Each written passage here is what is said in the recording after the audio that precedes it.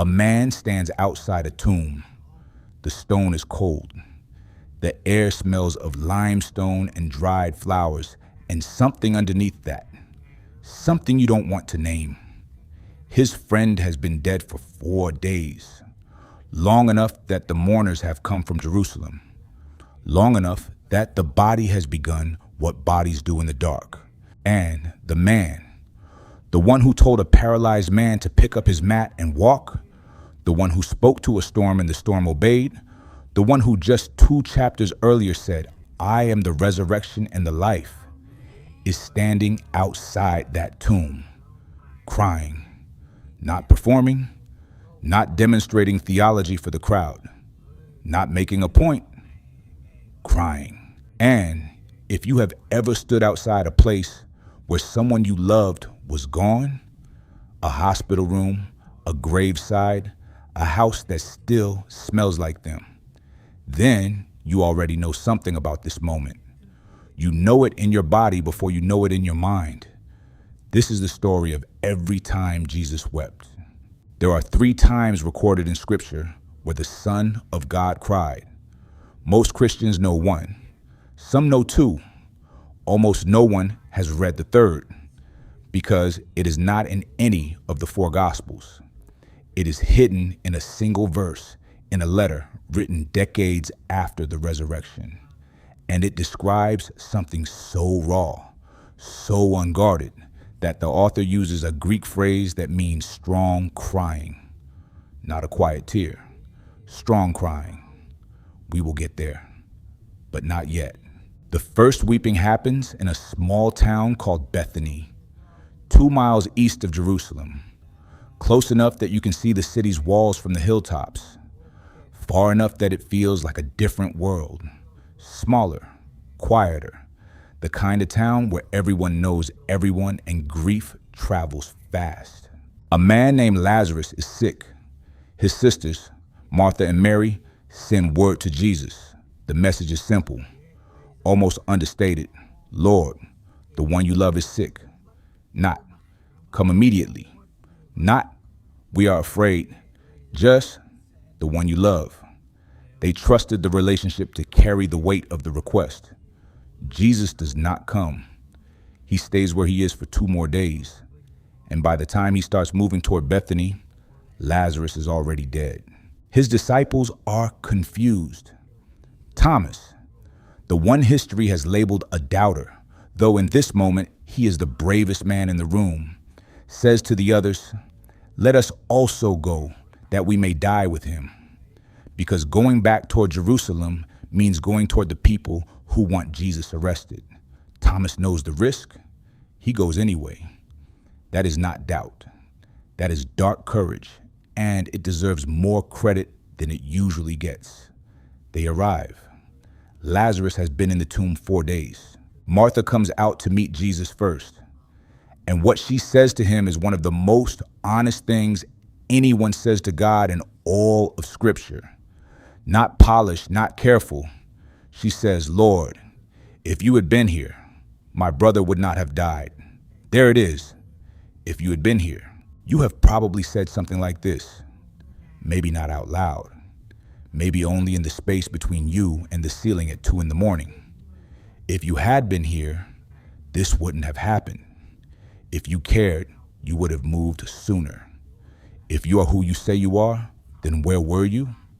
Martha says it to his face, and Jesus does not correct her. He does not say you should have more faith. He does not explain his timing. He says, your brother will rise again. Martha answers the way someone answers when they have learned to hold grief and faith in the same hand. I know he will rise again in the resurrection at the last day, which is the theologically correct answer, the patient answer, the answer of someone who has made peace with waiting. Jesus looks at her and says something that changes everything. I am the resurrection and the life. Not, I will bring resurrection. Not, I can arrange the resurrection. I am, present tense, standing in front of her. The thing she is waiting for has a face, and it is looking at her right now.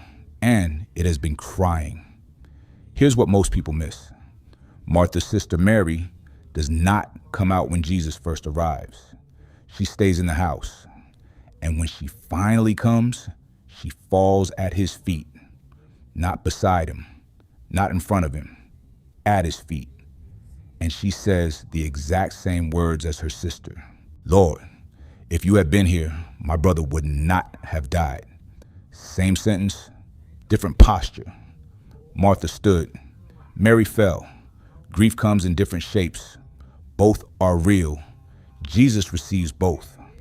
And then something happens that theologians have wrestled with for 2,000 years. He asks where they have laid him. They say, come and see. And Jesus weeps. The Greek word is Edakrusen. It appears only once in the entire New Testament. Right here, John 11:35, the shortest verse in the Bible. Jesus wept. 2 words in English, 1 word in Greek.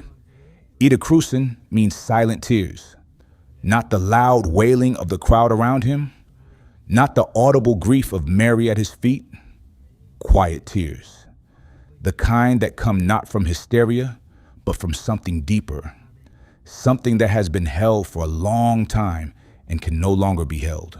The crowd notices immediately. See how he loved him, they say. But others in the crowd say something more uncomfortable. Could not this man, who opened the eyes of the blind man, have kept this man from dying? Which is really just Martha's question with a sharper edge. John Chrysostom, the 4th century bishop, who is still considered one of the greatest preachers who ever lived, wrote about this moment. He said, he wept to show that he was truly human. He raised Lazarus to show that he was truly God. And he did both at once, in the same afternoon, so that you would never mistake one for the other. He is fully human, weeping. He is fully God, about to undo death. And he holds both of those things at the same time. Standing outside a tomb in Bethany, tears on his face, the stone cold in front of him. Take away the stone, he says. Martha, practical, faithful, honest Martha, says, Lord, by this time there's a stench. He has been dead 4 days. Jesus says, did I not tell you that if you believed, you would see the glory of God? They take away the stone. He prays out loud, not for himself, but for the crowd. So they will know.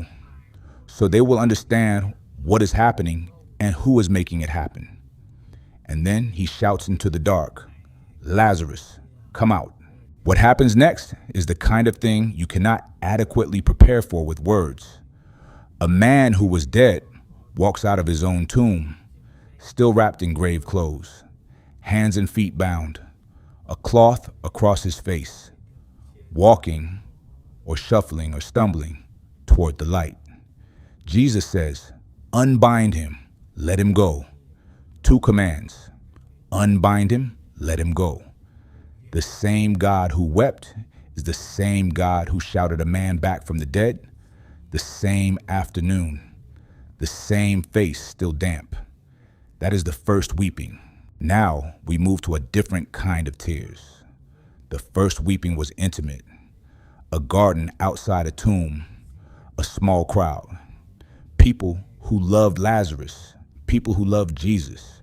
Grief moving through a community the way grief does, person to person, question to question.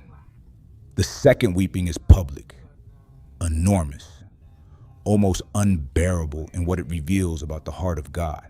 The day is what we now call Palm Sunday. Jesus is descending the Mount of Olives toward Jerusalem.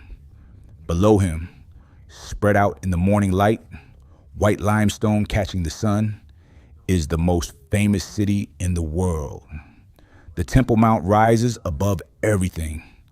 Herod's temple, 46 years under construction, is not yet finished. It is the largest religious structure in the ancient world. Gold, marble, massive stones, some weighing hundreds of tons, fitted together so precisely that no mortar holds them, just weight and precision and the accumulated faith of 1,000 years. The crowd around Jesus is enormous. Pilgrims have poured into Jerusalem for Passover. Josephus, the first-century Jewish historian, estimated the city's population swelled to nearly 3 million during the feast. People are throwing cloaks on the road, cutting palm branches, shouting the words of Psalm 118, "Blessed is the King who comes in the name of the Lord," which is not just a greeting, it is a coronation cry. They are declaring him king in public, on the road into the city where the Roman governor is also arriving from the other side, with soldiers and armor and the full weight of empire. The Pharisees in the crowd turn to Jesus and say, "Teacher, rebuke your disciples." Jesus answers, "I tell you, if these were silent, the very stones would cry out." The stones would cry out. Everything in creation recognizes what is happening.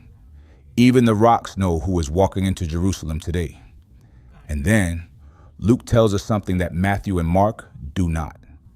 As Jesus comes over the crest of the hill, as the city opens up before him, golden and enormous and gleaming, he stops.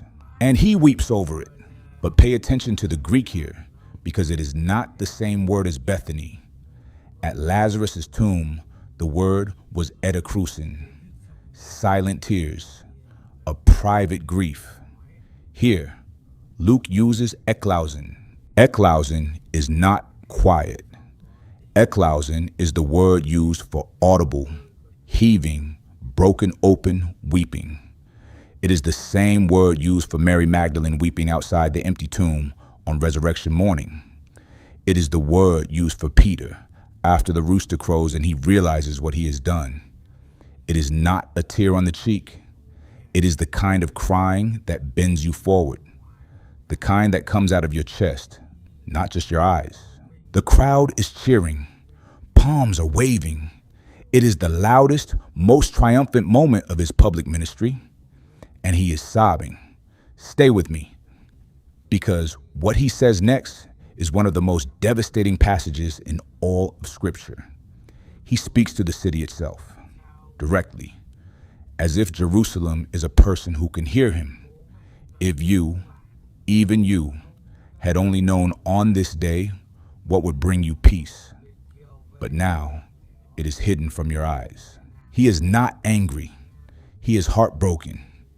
There is a difference, and the difference matters. Anger wants to punish. Heartbreak wants to restore what cannot be restored. Heartbreak is what you feel when you have offered everything you have and watched it be refused, and you still cannot stop loving the person who refused it. He goes on. The days will come upon you when your enemies will build an embankment against you and encircle you and hem you in on every side. They will dash you to the ground, you and the children within your walls. They will not leave one stone on another, because you did not recognize the time of God's coming to you. Not one stone on another. 40 years later, AD 70, the Roman general Titus surrounds Jerusalem with 4 legions. Josephus, who was there, who witnessed it, describes what follows in language so brutal it is difficult to read 2,000 years later. The siege lasts 5 months.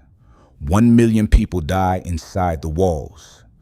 The temple, Herod's temple, 46 years under construction, the greatest building in the ancient world, is burned and then dismantled stone by stone so soldiers can recover the melted gold from between the cracks. Eusebius, writing in his ecclesiastical history, describes the destruction as the literal fulfillment of Jesus' words on that hillside. Not one stone on another. Jesus knew.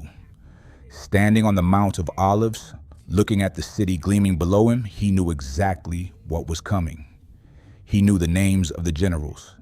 He knew the year. He knew how many would die, and he wept anyway, not because he couldn't stop it, but because he could see the full weight of what rejection costs, not just for eternity, but in history, in real years, in the lives of real children inside real walls. Here's the part nobody tells you. He was not weeping for himself. He was not weeping because they were about to arrest him, beat him, crucify him. His tears on the Mount of Olives had nothing to do with what Jerusalem was about to do to him. He was weeping for what Jerusalem was about to do to itself. That is a specific kind of love, the kind that grieves the consequences falling on the person who caused them, not on yourself. The kind that watches someone walk toward destruction with clear eyes and an open door and a broken heart, and never once stops offering the open door even as they walk past it. The crowd keeps cheering. He keeps weeping. Both things are happening at the same time, on the same road in the same morning, and he rides into the city anyway. There is something in this second weeping that is harder to sit with than the first. At Lazarus' tomb, the grief made sense. Someone he loved was dead. The grief was clean, even if mysterious. We understand weeping at a grave, but weeping over a city that is cheering you, weeping over people who are, in this moment, declaring you king, who will, in 4 days, be demanding your execution. This is not the grief of loss. This is the grief of foresight, of knowing, of loving people all the way to the end of where love can reach, and then watching them step past it. If you have ever loved someone through a decision you knew would destroy them, if you have ever watched someone you love choose the thing that will break them and been unable to stop them and love them anyway, then you understand something about the second weeping that most sermons never reach. He sees everything. He loves anyway. He weeps because he loves, not because he has given up. That distinction will matter in a moment, because the third weeping takes place in a garden on the other side of the city, and it is the most human sound God ever made, and almost no one has read it. Now we come to the third weeping, and this one is different from the others in a way that should stop you cold. The first weeping is in John, the second is in Luke, but the third, the most raw, the most unguarded, the most human sound God ever made, is not in any of the 4 Gospels. You will not find it in Matthew's account of Gethsemane, or Mark's, or Luke's. You will not find it in John. It is hidden in a single verse in the letter to the Hebrews, chapter 5, verse 7. Most people read past it without stopping. During the days of Jesus' life on earth, he offered up prayers and petitions with loud crying and tears to the one who could save him from death, and he was heard because of his reverent submission. Loud crying and tears.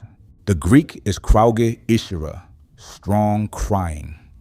Not Edakrusen, the quiet tears at Lazarus' tomb. Not Eklaien, the audible grief on the Mount of Olives. Something beyond both. The word krauge is used elsewhere in the New Testament for a crowd screaming, for a shriek in the night. This is not the weeping of a man composing himself. This is the weeping of a man at the absolute limit of what a human being can endure. And it is happening in a garden at night while his disciples sleep 20 yards away. The garden is called Gethsemane. The name in Aramaic means oil press, the place where olives are crushed to produce oil. He chose that name, or it chose him. Either way, it fits. He takes Peter, James, and John deeper into the garden with him. These are the 3 who were with him on the mountain of transfiguration when his face shone like the sun, and Moses and Elijah stood beside him. They have seen him at his most glorified. Now they will see him at his most broken. He says to them, "My soul is overwhelmed with sorrow to the point of death. Stay here and keep watch to the point of death." He is not speaking metaphorically. He is telling them that what he is carrying right now is so heavy it could kill him before the soldiers arrive. He goes a little further, falls on his face, and prays. Luke tells us something the other gospel writers do not, that his sweat became like drops of blood falling to the ground. Medicine has a name for this: hematidrosis. It occurs under conditions of extreme psychological stress, when capillaries near the sweat glands rupture and bleed into the ducts. It is rare. It is real. And it is what happens to a human body when the weight it is carrying exceeds what the body was built to hold. And this is where it gets remarkable, because of what he prays. "Father, if you are willing, take this cup from me." He asks for another way. The Son of God, in a garden with blood on his face and strong crying in his throat, asks his Father if there is any other road that does not go through what is coming. And the Father's answer is silence. Not no, not yes. Silence that becomes, in time, an angel. Luke tells us an angel appears and strengthens him, not removes the cup, strengthens him to drink it. He was heard, Hebrews says. He was heard because of his reverent submission. The Father heard every word of that strong crying in the dark garden, and the answer was not rescue. The answer was, "I am with you. Drink it. I will not leave." He goes back to his disciples. They are asleep. He goes back again, falls, prays again, strong crying again, 3 times. The same man who will deny him 3 times is 20 yards away, sleeping. And then, and this is the line that has stayed with me longer than almost any other line in Scripture, he rises, wakes his disciples, and walks toward the torchlight coming through the trees, toward Judas, toward the soldiers, toward everything he just asked to be spared from. He goes forward anyway. That is not the absence of fear. That is courage, which has never meant the absence of fear. It means Edakrusen and Eklaien and cries and going forward anyway. Face damp, hands steady, eyes open. 3 gardens, 3 moments, 3 kinds of tears. Now here is what you do with all of this. Because if this is just history, if these 3 scenes are just beautiful theology stored safely in the past, then they are interesting, but they will not change you. Information rarely changes people, but encounter does. And what you are about to see is not a portrait of a weeping God hung on a wall of a museum you can visit and leave. It is a mirror. Here's what most people miss about the 3 weavings. Not the 3 weavings, the 3 weepings. And I want you to notice what just happened. I almost wrote the wrong word because the right word is hard. Weeping. 3 weepings. We have spent 2,000 years making Jesus comfortable, giving him stained glass and cathedral ceilings and careful theological language that keeps him at the right distance so we can admire him without being disturbed by him. But the man in these 3 scenes is not comfortable. He is crying in public at a tomb while people whisper questions about whether he could have prevented this. He is sobbing on a hillside while a crowd cheers around him, mourning a future they cannot yet see. He is face down in a garden at midnight with blood on his skin and a prayer in his throat that the Father answers with silence and an angel. That God, the one with the damp face, is the one worth knowing, because you have been in one of these 3 gardens, maybe all 3. You have stood at a tomb. You have lost someone or something that felt like a person, a marriage, a version of yourself, a future you had planned down to the details. And you have asked, maybe not in these words, but in this shape, if you had been here, if you are real, if you care, if you are who you say you are. Where were you? Jesus does not answer that question with an explanation. He answers it by standing next to you at the tomb, crying. Not because he doesn't know what comes next, but because right now, in this moment, what you are feeling is real and he refuses to be above it. Or you have wept over someone you love who is walking toward destruction and will not stop.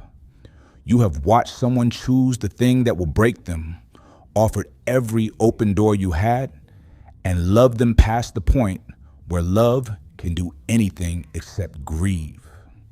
You have wept over a city of your own, a person, a family, a relationship, knowing what is coming, unable to stop it, loving anyway.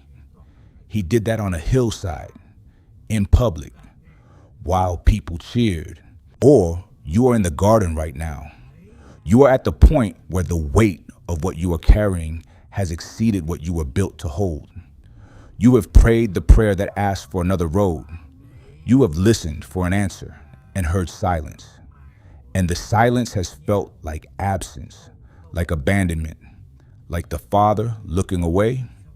Hebrews says he was heard, not rescued, heard, and then strengthened to go through, not around. That is the answer most of us do not want, and the only one that actually changes us. Pay attention to this. The God who wept in Gethsemane is the same God who hears you in yours. So we come to the end. 3 moments, 3 gardens, 3 kinds of tears from the same face.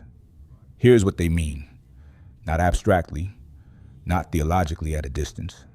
Here, now, for you. The first takeaway is this: Jesus wept with Mary and Martha, not instead of them. He did not arrive at Bethany and say, "Stop crying, I've got this." He did not bypass their grief to get to the miracle. He stood in the middle of their pain and he entered it fully, tears on his face, surrounded by mourners, asking where they had laid him, as if he needed to go to the exact place of the lost before he could speak into it. This is not a small thing. There is a version of God that a lot of people carry around, a God who is impatient with grief, who expects you to move quickly from sorrow to gratitude, who sees tears as a lack of faith, that God does not exist. The God of John 11 stands at your tomb. He does not hurry you. He does not correct your grief. He enters it. Psalm 56:8 says that God collects your tears in a bottle. Everyone. He keeps them, not because he is sentimental, but because nothing you have felt has been wasted or unnoticed or beneath his attention. This is not a God who is above your pain. This is a God who is in it with you. The second takeaway: tears are not the opposite of faith. They are proof of love. Martha believed.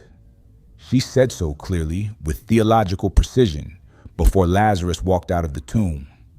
And she also said, "If you had been here." Both things were true at the same time. Faith and grief are not enemies.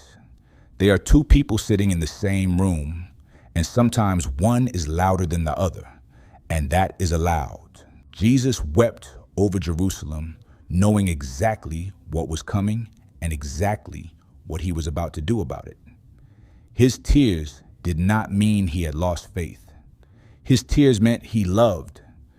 This is not a contradiction. This is what love looks like when it is paying full attention. You are allowed to believe and weep at the same time. You are allowed to trust God and grieve your loss.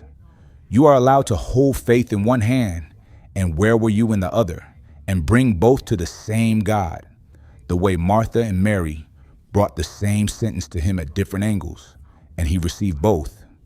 He is not fragile. He can hold your doubt. He already held his own. The third takeaway, and this is the one I want to leave you with, because it is the strongest and the truest and the one that changes everything else. The God who wept in a garden did not stay in a grave. This is not a small thing either. It is not a footnote.